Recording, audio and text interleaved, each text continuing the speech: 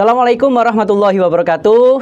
Kembali lagi di LP2M Spotlight, podcast oleh LP2M UIN Sunan Ampel Surabaya.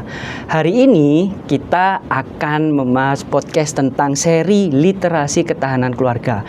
Jadi seringkali kita tahu bahwa banyak problematika yang dialami oleh remaja itu seringkali juga bersumber dari keluarga. Nah, pada podcast kali ini kita bersama dengan narasumber-narasumber yang akan memberikan insight yang luar biasa. Yang pertama adalah Dr. Haji Muhammad Saiful Bahar, MAG, sebagai Ketua LP2M. Bisa disapa pemirsanya dulu. Selamat sore, Assalamualaikum warahmatullahi wabarakatuh, teman-teman pemirsa yang saya hormati. Dan selanjutnya ada Koordinator Pusat Konseling UINSA, Dr. Myrina, SPSI, MSI. Bisa disapa dulu pemirsa. Assalamualaikum, selamat sore. Oke. Jadi ini nanti santai aja ya Pak sama Bu, saya panggilnya Pak Bahar sama Bu Myrina. Ya. Jadi kalau bicara tentang mahasiswa, problematika anak muda ini kan faktornya nggak cuma satu saja tapi banyak. Ya. Nah kalau dari sisi yang didapat dari Bu Myrina itu apa sebenarnya Bu? Penyebab kenapa kok anak itu cenderung mental health dan ya jenis-jenis problematika yang lain? Jadi ini pengalaman pengalaman dari case mahasiswa dulu. Karena saya di pusat konseling ada beberapa peer counselor di mana kami menangani peer counselor melayani keluhan-keluhan mahasiswa kita sebagai teman bincang. Nah, ternyata curhat-curhatannya adalah terkait dengan kenapa ya saya kok usah tidur, kenapa ya saya kok bawaannya marah terus. Nah, setelah digali oleh teman-teman peer counselor itu ternyata mereka tidak mendapatkan kehangatan di rumah.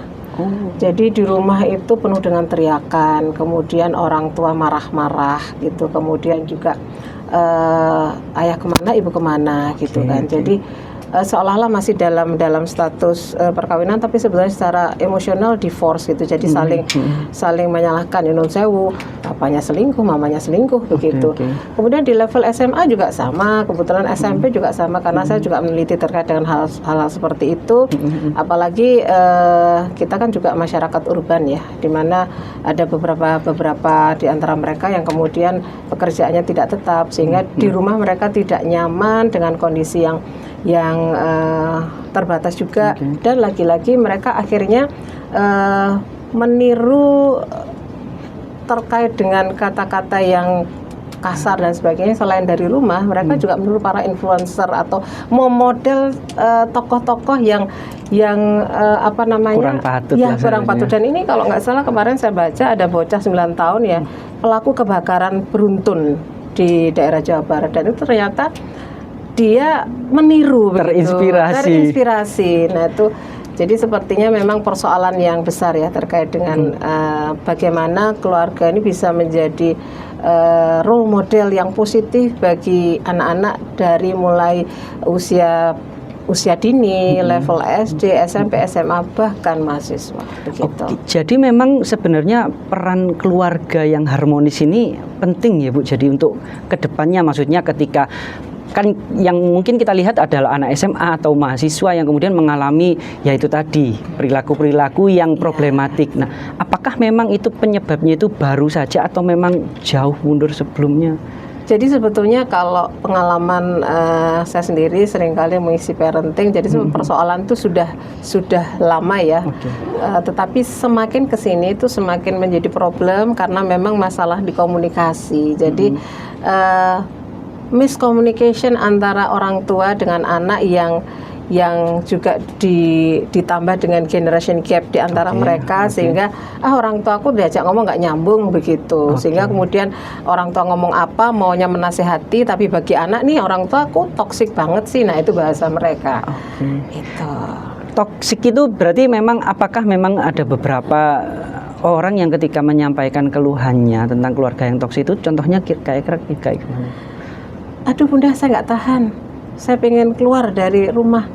Dan sepanjang perjalanan menyampaikan informasi itu sambil nangis. Nah begitu. Emosional? Iya emosional. Saya nggak ngerti, saya capek. Selalu bahasanya adalah saya capek. Itu. Jadi saya capek. Saya capek. Itu. Oke, ini memang ternyata saya juga baru tahu bahwa memang problematikanya bisa sejauh itu. Dan kalau bicara tentang ketahanan keluarga juga ya, kalau dari perspektif Pak Bahar, kira-kira itu seperti apa sih Pak sebenarnya kalau kita lihat? Baik, ini menarik diskusi ini ya, Bu Merina yang kebetulan seorang profesional dan sudah punya data dan pengalaman yang cukup panjang menangani kasus seperti ini. Ini bisa kita konfirmasi dari beberapa pernyataan para ilmuwan kita atau tokoh kita. Misalnya dari Prof. Renat Kasali yang menyatakan bahwa anak muda sekarang itu kan beliau ibaratkan sebagai generasi stroberi. Mereka itu indah, cantik, nampak kelihatan begitu menawan, tapi mereka itu mudah tergores dan mudah bosok.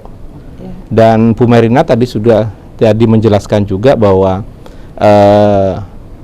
dunia digital kita itu membuat semakin rentan posisi anak-anak ini, ditambah ketika keluarga dalam konteks yang lebih mikro itu menjadi juga penyebab utama ketika keluarga dalam konteks ini adalah ayah dan ibu itu tidak hadir menjadi orang tua yang mendampingi.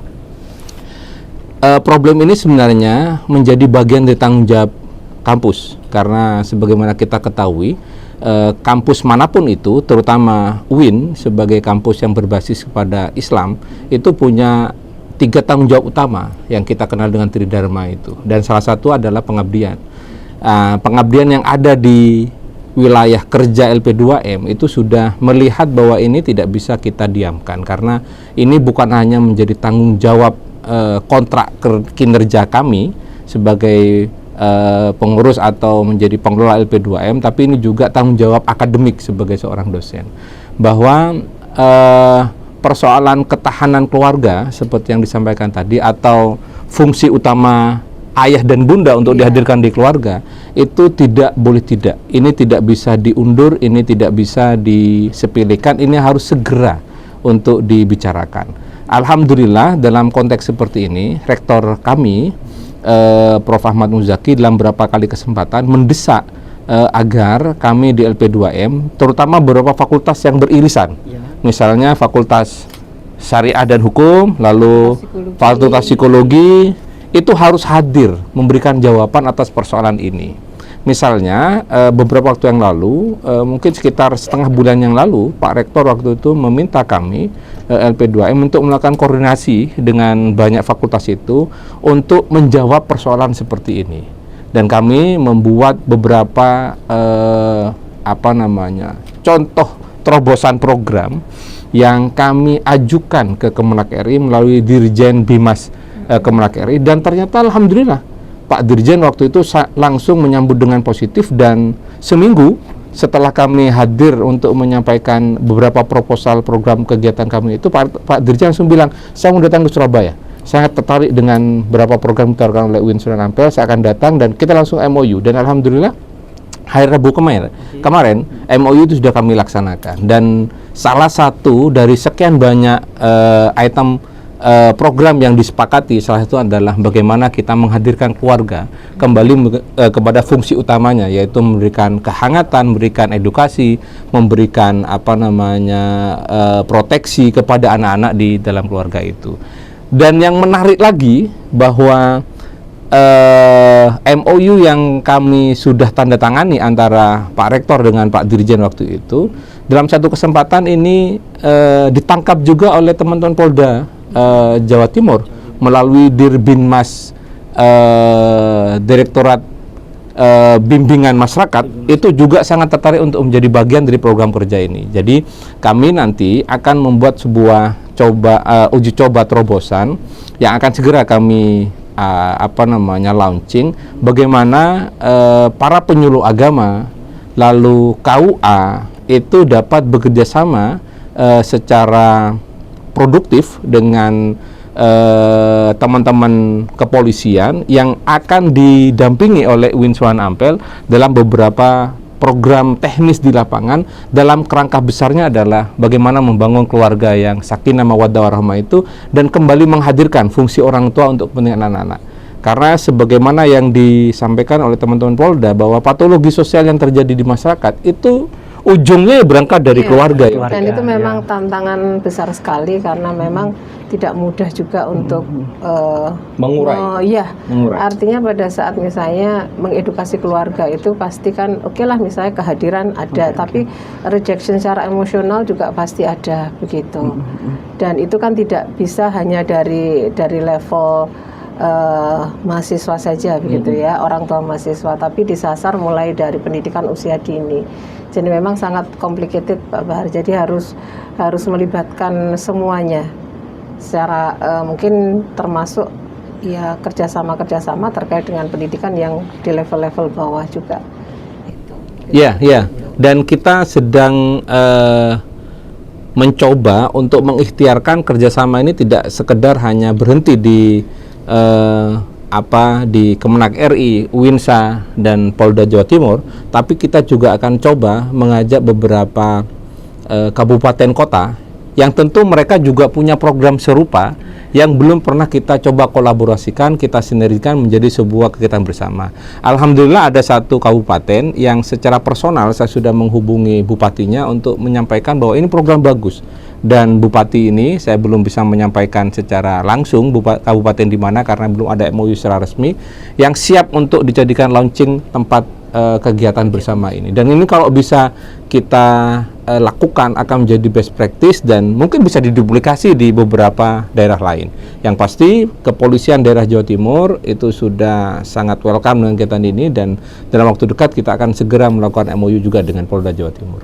Berarti memang negara hadir untuk membuat keluarga ini punya ketahanan harusnya seperti itu Betul. Dan tidak hanya solusi yang sekali tapi membuat sebuah jangan parsial, harus bersama, harus holistik ini. Holistik seperti itu. Kira-kira ketika sudah ada ikhtiar seperti itu, kemungkinan tantangannya seperti apa? Ya, tantangannya adalah pada saat kemudian kalau menurut saya sih ya mungkin karena saya di pusat konseling melayani mahasiswa ya kan, itu kan di saat mereka mahasiswa itu kan ukurannya mereka di usia dewasa awal, secara pemikiran mereka sudah pada pemikiran yang bisa secara logical formal begitu ya. Akhirnya dia bisa menilai salah atau benar, dan insya Allah kalau memang ini program ini sudah berjalan dengan baik, kedepannya mungkin mahasiswa itu tidak ada lagi yang namanya apatisme terkait dengan yang mereka alami di rumah, karena memang impactnya sangat luar biasa Mas Rizky. Jadi kecenderungan itu semoga tidak ada ya di Uinsa ini. Kalau sampai parah itu sampai ada pemikiran untuk bunuh diri. Sampai segitu ya. Kemudian paling ya bukan paling ringan sih ya, itu ada yang sedikit tanda ke arah adalah silent suicide, itu adalah dengan melukai diri sendiri, injury, self injury itu tadi. Nah itu kan sebenarnya tersembunyi, biasanya akan terungkap apabila konseling itu kemudian sudah trust ke kita, baru kemudian itu. Dan kami dari pusat konseling itu lebih pada bagaimana melatih mereka untuk bisa meregulasi emosi, karena tidak mungkin sudah di usia dewasa awal ini atau mungkin remaja akhirnya mereka itu kemudian mereka dengan keluhannya itu mau merubah keluarganya kan juga sulit. Meminta orang tuanya misalnya tidak, gitu, itu sulit juga. Ya. Jadi paling tidak yang kita latihkan terkait dengan kognitif behavior terapi adalah bagaimana mereka bisa meregulasi emosi, bagaimana mereka bisa survive dalam menjalani perkuliahannya. Kalau dari Pak Bahar kira-kira tantangannya apa mungkin Pak? Pertama kita harus mengakui bahwa pemahaman dan pengetahuan masyarakat terkait fungsi keluarga itu kan tidak semuanya sama dengan apa yang sudah diajarkan atau menjadi materi kuliah di Fakultas Syariah dan Hukum. Dan ini menjadi salah satu kata kunci bahwa edukasi kepada calon pengantin itu menjadi sangat penting sebelum mereka mengarungi keluarga ini. Seandai diibaratkan bahwa keluarga itu adalah bahtera, ini mereka belum menyiapkan bahteranya dengan baik begitu. Padahal samudra yang mau mereka lewati itu sangat panjang, sangat jauh, sangat dalam. Dengan tanpa kesiapan spiritual ya tidak ada, kesiapan emosional juga tidak dihadirkan, finansial juga tidak dihadirkan, maka semuanya akan menjadi kacau balau. Dari data teman-teman di pengadilan agama, yang sangat beresiko itu justru di 5 tahun awal pernikahan. Yang terjadi perceraian itu masa adaptasi itu dari dua pribadi yang berbeda, dua background. Makanya ada seorang pengamat yang mengatakan kalau bisa konflik aja di awal-awal itu agar biar tahu sampai di mana resolusi itu bisa muncul. Kalau dipendam tidak ada resolusinya, ya konfliknya akan berlanjut dan akhirnya akan menjadi perceraian. Tapi kalau saling belajar, ya ada resolusi yang disepakati, biasanya konfliknya tidak akan berakhir dengan perceraian. Nah, sekali lagi kampus harus hadir. Kampus harus hadir karena kalau ingin Indonesia ini betul-betul menjadi Indonesia emas di tahun 2045, tanpa kita memperhatikan bagaimana kesiapan keluarga menjadi pemecah semua problem persoalan yang sudah kita diskusikan tadi, ini nonsen. Dan UIN Sunan Ampel saya kira menjadi salah satu kampus yang paling bertanggung jawab, karena kita bukan hanya bertanggung jawab untuk urusan pendidikan saja, tapi kita juga punya agama yang harus kita emban dan kita harus sampaikan.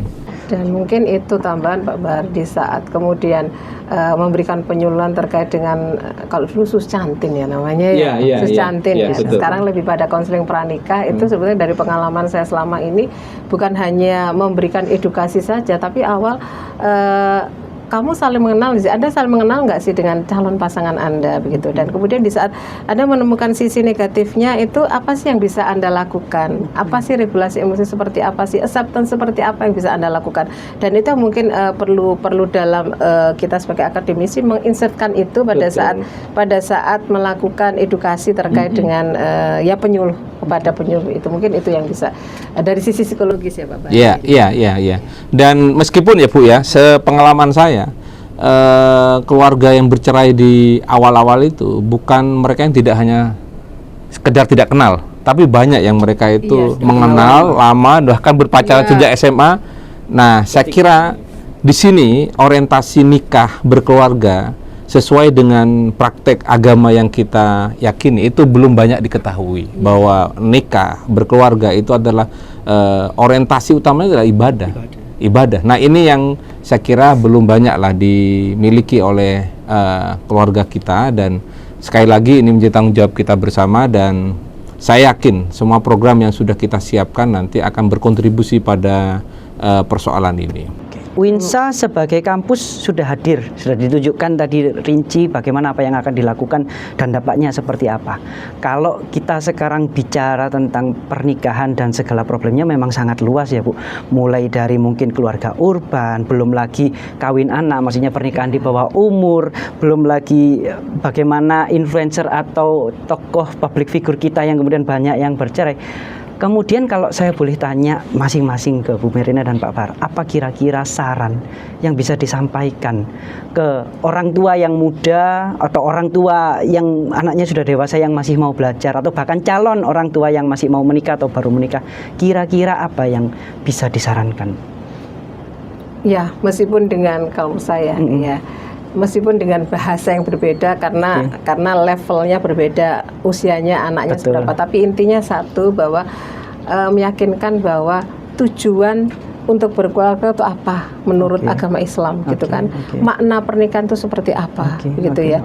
Jadi menyadarkan itu yang paling penting, tapi dengan bahasa yang berbeda-beda untuk setiap level. Katakanlah misalnya kalau untuk yang masih di usia dini putra-putrinya, nah itu adalah persoalannya beda, karena memang ada yang namanya apa ya, stase pernikahan tuh ada tahapan, ada 8 stase kalau nggak salah insya Allah ya. Jadi di awal pernikahan, kemudian pada saat punya anak awal, kemudian pada saat dia sekolah itu persoalannya beda-beda. Nah, itu yang penting adalah satu, meyakinkan bahwa pernikahan adalah sesuatu yang menurut agama kita itu seperti apa, dan harus yakinkan. Itu mungkin yang diinsertkan secara akademisi melalui MOU yang sudah ada. Oke, saya setuju itu. Jadi kata kuncinya adalah orientasi ya. Baik orang tua yang sudah punya anak atau keluarga yang atau pasangan yang akan menjadi sebuah keluarga itu harus memahami dulu orientasi berkeluarga itu apa, dan ini akan menjadi salah satu ukuran kemana keluarga itu akan melabuhkan ujung dari keluarga itu. Ini yang saya kira sampai hari ini menjadi problem utama kita. Banyak orang tua yang menganggap bahwa anak sekedar anak yang akan melanjutkan dinasti dari kekayaan atau dari dinasti bisnisnya. Tapi mereka tidak pernah berpikir bahwa ini adalah investasi dunia sekaligus investasi akhiratnya. Sehingga banyak sekali orang tua yang hanya misal ini ya, berapa anak yang saya temui, kenapa kamu kuliah di situ? Selalu mengatakan kata ayah saya, nanti saya akan bekerja menjadi seperti ini untuk melanjutkan. sudah ditentukan. Nah, sebagai subjek, tapi justru Bukan, sebagai objek. objek. Bahkan sebagai kayak bayar utang karena orang tuanya nggak bisa capai cita-cita itu gitu. Jadi Balas budi atau cita-cita yang belum Iya, Betul, kesampaian anakku aja yang masuk begitu. Itu Nah, case-nya macam-macam. saya kira ini yang harus kita hadirkan, kita sampaikan bahwa ya anak ini adalah investasi dunia akhirat kita, bahwa anak ini bisa menjadikan kita nanti beruntung di akhirat karena mereka telah melanjutkan tradisi baik yang diajarkan orang tua dan guru-gurunya, tapi anak ini bisa menjadi kendala bahkan menjadi penyebab kita diseret ke neraka karena kita salah menempatkan mereka sesuai dengan orientasi keluarga itu. Karena itu saya kira keluarga adalah struktur terkecil yang harus dibuat, mikrosistem paling utama yang harus kita kuatkan dalam kerangka yang lebih besar, baik bicara agama maupun bicara negara. Gagal di keluarga, jangan harap sebuah negara akan besar. Gagal di keluarga, jangan harap bahwa sistem pendidikan ala agama itu juga akan bertahan dengan baik. Saya kira itu. Oke. Dan mungkin ini terakhir ya, closing statement. Kalau bicara tentang ketahanan keluarga, mungkin dari di pihak lembaga konseling sebagai bagian dari lembaga konseling dan pihak bagian dari perwakilan UIN Sunan Ampel Surabaya, khususnya LPM juga, kira-kira closing statementnya apa? Mungkin untuk keluarga ini apa yang harus dilakukan, kemudian bagaimana warga sekitar, karena bicara keluarga itu bicara tentang ekosistem yang besar, dan kemudian juga nanti mungkin Pak Bahar sambil diulangi lagi, dipertegas tentang apa yang sudah dilakukan dari pihak UIN Sunan Ampel Surabaya. Mungkin dari Bu. Oke, karena dulu. Saya adalah teman bincangnya mahasiswa. Teman-teman mahasiswa, cintailah keluarga kamu, apapun kalian menganggap bahwa orang tua kalian punya kesalahan, tapi tetap ada kasih sayang dari mereka untuk kalian. Itu aja. Oke, terima kasih banyak Ibu Mirina. Kira-kira bagaimana Pak Farah? Baik, kalau saya hanya ingin membacakan, saya sudah baru dapat ini. MOU-nya. MOU-nya. Berarti ini sudah ada buktinya ya? Ada buktinya. Ada buktinya. Ada 4 pekerjaan bersama yang sudah disepakati, tapi semuanya berujung kepada keluarga. Yang pertama adalah tentang